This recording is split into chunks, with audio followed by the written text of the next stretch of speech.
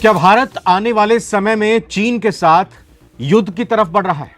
क्या पाकिस्तान और चीन मिलकर भारत के लिए डबल खतरा पूरी तरह से बन चुके हैं? और आखिर लंदन से जारी उस 150 पन्नों की रिपोर्ट में ऐसा क्या लिखा है जिसने भारत की सुरक्षा चुनौतियों को लेकर एक नई बहस छेड़ दी है? साल 2026 में जब हम और आप अपनी रोजमर्रा की जिंदगी में व्यस्त हैं, ठीक उसी समय दुनिया के सबसे बड़े रक्षा विशेषज्ञों ने भारत की सुरक्षा को लेकर एक ऐसी रिपोर्ट जारी की है जिसने दिल्ली के नीति निर्धारकों के माथे पर चिंता की लकीरें खींच दी हैं।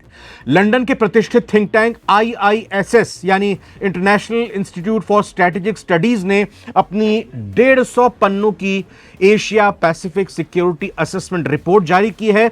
इस दस्तावेज में यह दावा किया गया है कि भारत के सामने इस वक्त एक डबल खतरा मंडरा रहा है।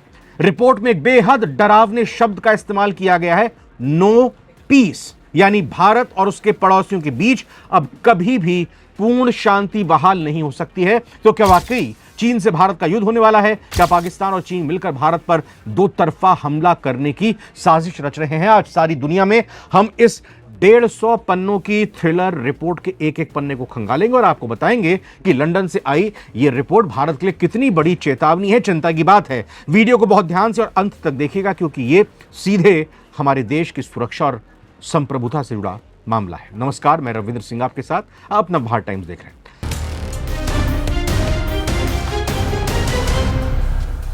पहले यह समझना जरूरी है कि रिपोर्ट बनाई किसने है। IISS कोई आम संस्था नहीं है। यह दुनिया के उन चुनिंदा थिंक टैंक्स में से एक है जिनकी मिलिट्री बैलेंस रिपोर्ट्स को दुनिया भर की आर्मी और गवर्नमेंट्स अपनी नीतियों के लिए, पॉलिसियां बनाने के लिए इस्तेमाल करती हैं। इस बार उन्होंने भारत और पूरे एशिया पैसिफिक क्षेत्र की सुरक्षा पर फोकस किया है। इस 150 पन्नों की रिपोर्ट का जो सबसे बड़ा निचोड़ है वो है भारत की पारंपरिक सुरक्षा चिंताओं का केंद्र हमेशा चीन और पाकिस्तान ही बने रहेंगे। यानी भारत दुनिया में कितना भी बड़ा आर्थिक सुपर पावर बन जाए, वो अपनी ज्योग्राफी को नहीं बदल सकता, अपने पड़ोसियों को नहीं बदल सकता। IISS की यह रिपोर्ट कहती है कि भारत के पास अपनी सीमाओं पर शांति का विकल्प अब खत्म हो चुका है। साल 2020 के लद्दाख गतिरोध के बाद से भारत और चीन के रिश्ते नो वॉर नो पीस, मतलब नहीं तो ना तो युद्ध हो रहा है ना ही शांति है पूरी तरह से, ऐसी स्थिति में फंसा हुआ है जो लंबे समय तक खिंचने वाली है। इस रिपोर्ट में कहा गया है यह स्थिति भारत की सेना और अर्थव्यवस्था दोनों पर भारी दबाव डाल रही है। आसान भाषा में कहें तो रिपोर्ट का मानना है कि अब वो दौर बीत चुका है जब भारत और चीन के नेता झूला झूलते थे, जब हिंदी चीनी भाई भाई का नारा गूंजता था या सीमाओं पर पीस एंड ट्रैंक्विलिटी, शांति और सौहार्द के समझौतों पर दस्तखत हुआ करते थे। अब स्थिति यह है कि सीमा पर एक परमानेंट तनाव पैदा हो चुका है जो कभी भी एक चिंगारी से बड़ी जंग में बदल सकता है और शांत नहीं होगा। अब बात करते हैं कि पहले और सबसे बड़े खतरे की जो भारत के लिए है, यानी ये चीन की तरफ से। लंदन की इस रिपोर्ट में साफ कहा गया है कि चीन इस समय भारत के खिलाफ ग्रे जोन वॉरफेयर का इस्तेमाल कर रहा है।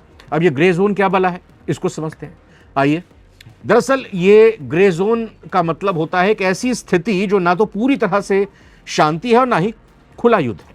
चीन जानबूझकर line of actual control LAC पर ऐसी हरकतें करता रहता है जो भारत को उकसाती हैं, लेकिन वो इतनी बड़ी भी नहीं होती हरकतें कि भारत उस पर फुल स्केल युद्ध का ऐलान कर दे या बहुत ज्यादा रिटेलिएट करे। इस रिपोर्ट में यही खुलासा हुआ है कि चीन ने LAC के बिल्कुल नजदीक अपने हिस्से में पक्के बंकर, लड़ाकू विमानों के underground hanger, missile launch pads का निर्माण लगभग पूरा कर लिया एकदम भारत के बॉर्डर पर। पहले यह रूल था भारत और चीन के बीच कि सर्दियों में दोनों सेनाएं पीछे हट जाती थी। बहुत ज्यादा सर्दी, लगातार बर्फबारी, रुकना मुश्किल, और अगर रुके भी तो बहुत ज्यादा खर्चा पानी वहां पर दोनों देशों का लगता था। लेकिन 2020 के बाद से गलवान का जो गतिरोध हुआ, संघर्ष हुआ, चीन ने वहां अपने 50,000 से ज्यादा सैनिकों को स्थायी रूप से तैनात कर दिया है। इसका मतलब है कि चीनी किसी भी वक्त कुछ ही घंटों के भीतर भारत पर बड़ा हमला करने की क्षमता रखता है 50,000 सैनिकों के जरिए। यह रिपोर्ट चेतावनी देती है कि साइबर वॉरफेयर, स्पेस वेपन्स और आर्टिफिशियल इंटेलिजेंस के मामले में चीन इस समय भारत से तकनीक में आगे है। और अगर कल को दोनों देशों के बीच में युद्ध होता है तो चीन सिर्फ सीमाओं पर सैनिक नहीं भेजेगा, बल्कि वो भारत के power grids, banking system, railway network को भी साइबर हमलों से नुकसान पहुंचाने की कोशिश करेगा। अब आते हैं रिपोर्ट के उस हिस्से पर जो भारत के सामने मंडरा रहे डबल खतरे यानी दो तरफा टू फ्रंट वॉर का जिक्र करती हैं। रिपोर्ट में बहुत साफ शब्दों में लिखा हुआ है कि भारत अपनी सुरक्षा चिंताओं से पाकिस्तान को कभी अलग नहीं कर सकता, न चीन न पाकिस्तान, क्योंकि पाकिस्तान अब एक स्वतंत्र खतरा नहीं रहा, बल्कि वो ये कहें कि चीन का एक प्रॉक्सी बन चुका है। बिल्कुल, वो चीन का प्रॉक्सी बन चुका है। असली लड़ाई तो चीन से ही, लेकिन पाकिस्तान चीन का प्रॉक्सी बन चुका है। और इस जुगलबंदी को, इस दोस्ती को, इस गठजोड़ को आप ऐसे समझिए कि अभी 2 दिन पहले ही पाकिस्तान के प्रधानमंत्री शहबाज शरीफ अपने आसिम मुनीर को लेकर पहुंचे थे चीन में, और दोनों ही देशों ने एक दूसरे के लिए खुलकर तारीफ की थी। कहा था दुनिया इधर से उधर हो जाए लेकिन हमारी दोस्ती कभी खत्म नहीं होगी, हम बिल्कुल एक साथ रहेंगे हमेशा। ये भारत के लिए तो था, और किसके लिए था? इस जुगलबंदी को समझे। पहला पॉइंट ये होता है कि सैन्य कलयुग। जी हां, चीन लगातार पाकिस्तान को आधुनिक हथियार दे रहा है। फाइटर जेट जैसे JF-17, J-10C और नौसेना के लिए गाइडेड मिसाइल फ्रिगेट्स का सप्लाई कर रहा है। इसका मकसद साफ है कि भारत अपनी पूरी ताकत चीन के खिलाफ ना लगा सके और उसका एक बड़ा हिस्सा पाकिस्तान को सीमा पर ही उलझाए रहे। दूसरा पॉइंट है CPEC का मिलिट्री इस्तेमाल, और जल्दी से आपको बताना चाहेंगे गिलगिट बाल्टिस्तान और POK के इलाकों में चीन का दखल लगातार बढ़ रहा है। रिपोर्ट के मुताबिक संकट के समय चीन पाकिस्तान के हवाई अड्डों और सड़कों का इस्तेमाल भारतीय सेना के खिलाफ कर सकता है। तीसरा पॉइंट यहां पर आता है कॉल्यूसिव थ्रेट। जी हां, इसका मतलब यह होता है, जल्दी से बताएं आपको तो, मिली भगत। अगर भारत और चीन के बीच लद्दाख या तवांग में कोई हिंसक झड़प होती है तो यह पूरी आशंका है कि पाकिस्तान उसी समय कश्मीर या पंजाब बॉर्डर पर कोई बड़ी हरकत शुरू कर दे। एक तरफ उधर चीन, दूसरी तरफ पाकिस्तान, ताकि हमारी आर्मी 2 हिस्सों में बढ़ जाए। तो इसका मतलब क्या है? इसका मतलब यह है कि भारत हाथ पर हाथ धरे बैठा है क्या? बिल्कुल नहीं, ऐसा नहीं है। शांत नहीं है, हाथ पर हाथ धरे नहीं बैठे हैं। भारतीय सेना ने भी LAC पर मिरर डिप्लॉयमेंट यानी जितने चीनी सैनिक हैं उतने ही भारतीय सैनिक तैनात किए हैं। भारत ने भी अपने सीमावर्ती इलाकों में सड़कों और सुरंगों का जाल बिछा दिया। लेकिन लंदन की इस रिपोर्ट ने भारत के डिफेंस सिस्टम के भीतर ही कुछ अंदरूनी चुनौतियों पर भी उंगली उठाई है, जिसे नजरअंदाज करना आत्मघाती हो सकता है। अब ये पॉइंट है पहला, रक्षा बजट की सीमा।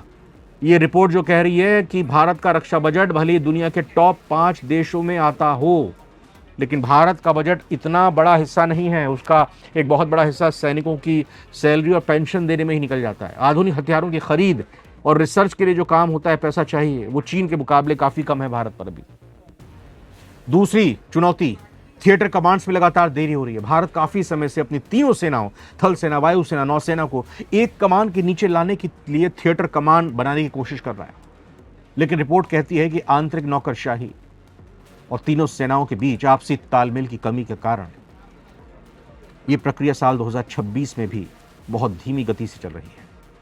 तीसरा पॉइंट, मेक इन इंडिया। ये रिपोर्ट बता रही है स्वदेशीकरण का ट्रांजिशन पीरियड। भारत अपने हथियारों के लिए रूस या वेस्टर्न कंट्रीज पर निर्भरता खत्म करके आत्मनिर्भर बनना चाहता है। यह बहुत अच्छा कदम है, लेकिन रिपोर्ट ये बताती है कि भारत जब तक हमारे स्वदेशी हथियार पूरी तरह तैयार होकर सेना में नहीं शामिल हो जाते, तब तक का ये जो ट्रांजिशन पीरियड है, ये शिफ्टिंग पीरियड है, इसमें भारत थोड़ा वल्नरेबल बना रहेगा। क्योंकि ऐसा करने पर बाकी देश, अगर जरूरत इसी बीच में पड़ जाती है, तो फिर वो कहेंगे कि ठीक है, आप अपने आप हथियार बना रहे हो, बनाइए अपने आप। अब जब आप हमसे हथियार नहीं खरीदना चाह रहे हो, तो फिर अब हम भी आपकी मदद नहीं करेंगे। तो इसलिए ये पीरियड बड़ा खतरनाक है। अब सवाल आता है कि भारत के जो दोस्त देश हैं, जैसे अमेरिका हुआ, जापान, ऑस्ट्रेलिया, फ्रांस, क्या वो चीन के खिलाफ इस लड़ाई में भारत का साथ देंगे? क्वाड क्या भारत का कूटनीतिक कवच बन पाएगा? अभी बैठक तो ही थी, कहा था भाई हम सब मिलकर एक साथ रहेंगे, एकजुट रहेंगे। लेकिन लंदन की इस रिपोर्ट ने एक कड़वा सच, एक व्यवहारिक विश्लेषण दिया है, एकदम रियल। उसने कहा है कि अमेरिका और पश्चिमी देश भारत को चीन के खिलाफ एक मजबूत दीवार तो मानते हैं, वो भारत को खुफिया जानकारियां, सैटेलाइट्स, डेटा और आधुनिक तकनीक तो देंगे, लेकिन अगर भारत और चीन की सेनाओं के बीच आमने सामने की जंग छिड़ती है, तो कोई भी वेस्टर्न कंट्री अपने सैनिक भारत की तरफ से लड़ने के लिए भेजेगा नहीं। कोई डायरेक्ट वो पंगा चीन से नहीं लेना चाहेगा। वो लड़ाई भारत को अकेले ही अपने दम पर लड़नी पड़ेगी। ये बात हमारे देश के रणनीतिकार भी अच्छी तरह जानते हैं। यूक्रेन युद्ध ने पूरी दुनिया को सिखा दिया, ईरान युद्ध ने भी पूरी दुनिया को सिखा दिया। संकट के समय कोई भी विदेशी ताकत आपके लिए ज़मीन पर आकर नहीं मरती है। हाँ, पीछे से, वो भी पीठ पीछे से छुपकर, दबे छुपे कोई थोड़ी बहुत मदद ज़रूर करता है। इसीलिए भारत को अपनी इन चिंताओं से निपटने के लिए खुद को ही सैन्य रूप से इतना मजबूत, सशक्त करना होगा कि चीन हमला करने की सोचे भी तो उसे अपना ही विनाश नजर आए। इसे कूटनीति की भाषा में डेटरेंस यानी निवारक क्षमता कहते हैं। ये भारत को डेवलप करनी होगी चीन के खिलाफ। इस 150 पन्नों की एशिया पैसिफिक सिक्योरिटी रिपोर्ट का आखिरी निष्कर्ष क्या है? वो यही है कि क्या वाकई चीन से हमारा युद्ध होने वाला है। इसका जवाब यह है कि सीधे तौर पर युद्ध तय नहीं है, लेकिन युद्ध की आशंका चीन के साथ भारत की हमेशा बनी रहेगी जब तक चीन अपनी ये जो विस्तारवादी नीति है वो नहीं छोड़ता। और छोड़ेगा क्यों? जब तक पाकिस्तान आतंकवाद और चीन की गुलामी का रास्ता नहीं बदलता, वो क्यों बदलेगा? तो मानकर चलिए, भारत चैन से सोने का विकल्प नहीं तलाश सकता, उसके पास कोई विकल्प नहीं है। नो पीस के दौर में हमारी सबसे बड़ी ताकत हमारी सेना की ताकत है, देश की आंतरिक एकजुटता है। कूटनीति के मंच पर भारत बहुत अच्छा कर रहा है, लेकिन सीमा पर हमें अपनी आंखें हमेशा खुली रखनी होंगी। इस चौंकाने वाली रिपोर्ट पर आपकी क्या राय है? क्या आपको लगता है कि भारत इस डबल खतरे से निपटने के लिए पूरी तरह तैयार है? क्या हमें अपनी सैन्य आधुनिकीकरण की रफ्तार को और तेज करना चाहिए? अपनी कीमती राय प्लीज नीचे कमेंट बॉक्स में जरूर दीजिएगा।